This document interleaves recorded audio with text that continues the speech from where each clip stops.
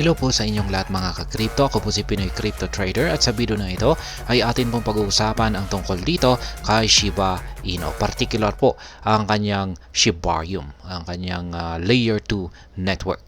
At ayan, sabi rito ay Shibarium to become top 5 blockchain. Here is why. Yan, meron pong isang naglabas na team member ng Shiba Inu kung saan ay siya po ang nagsabi na si Shibarium ay magiging isa sa mga top 5 na blockchain at atin pong aalamin sa video na ito ang kanyang naging paliwanag kung bakit.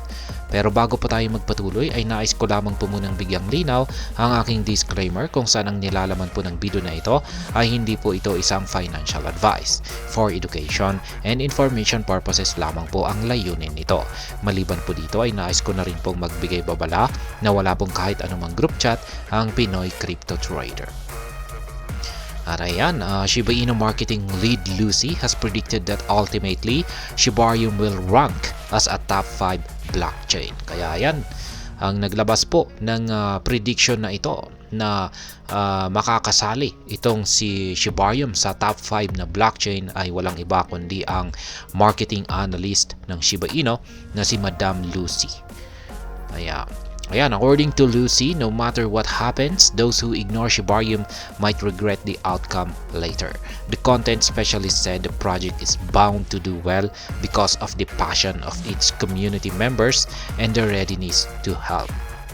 Yan ang dahilan ni Madam Lucy kung bakit magagawang mapabilang ni Shibarium sa mga top 5 na blockchain.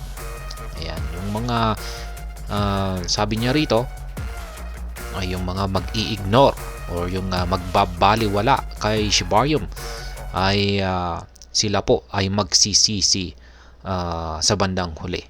Kaya yan, sapagkat ayon po kay Madam Lucy, itong Shibarium ay wala pong makakapigil dito na maging isa sa mga top 5 na blockchain sapagkat meron itong mga community members na punong-puno ng passion. Yan, kapag sinabi po nating passion, yan ay siguro ay kilala po natin yan si Ginoong Manny Pacquiao. Yan, siya po ay isang magaling na boksingero.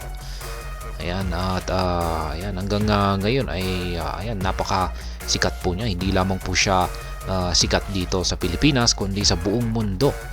Sikat po siya sa larangan ng boxing. At ngayon ay siya po ay matanda na. Nasa edad na hindi na sana dapat po siya nagbo-boxing. Pero ayan, kung pag tinatanong nila kung bakit pa rin siya nagbo-boxing, ay yung lagi niyang sagot ay boxing is my passion. Ayan, yan po yung kanyang laging sinasabi kung bakit hindi siya makapag-retire or makapag-retiro sa pagbo-boxing.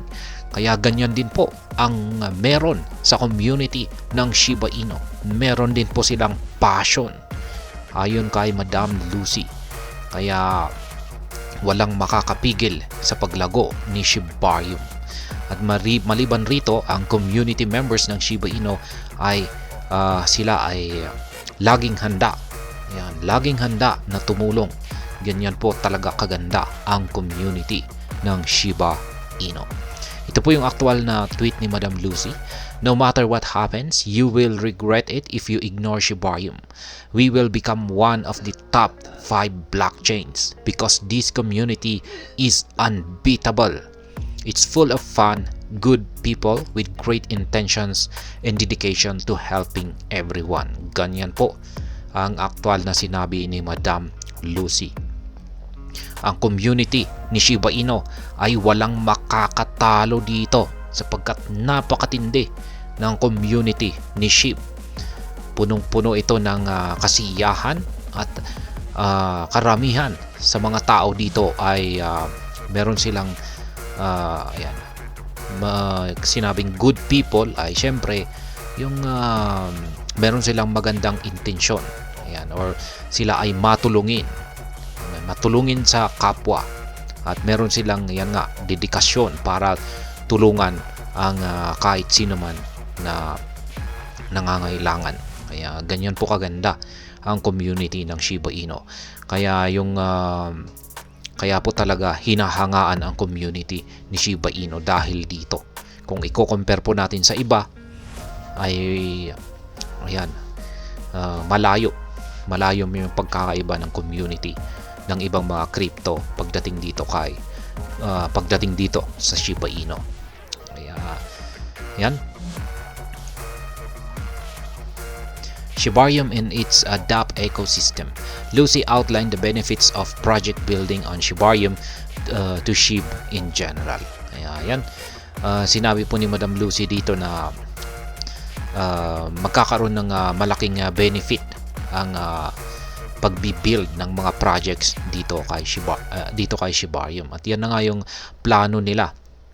Ayan, nung bago pa mailabas or nung nailabas ang Shibarium ay ito yung kanilang plano na magkaroon ng napakaraming projects dito kay Shibarium. Kaya inaanyayahan po nila na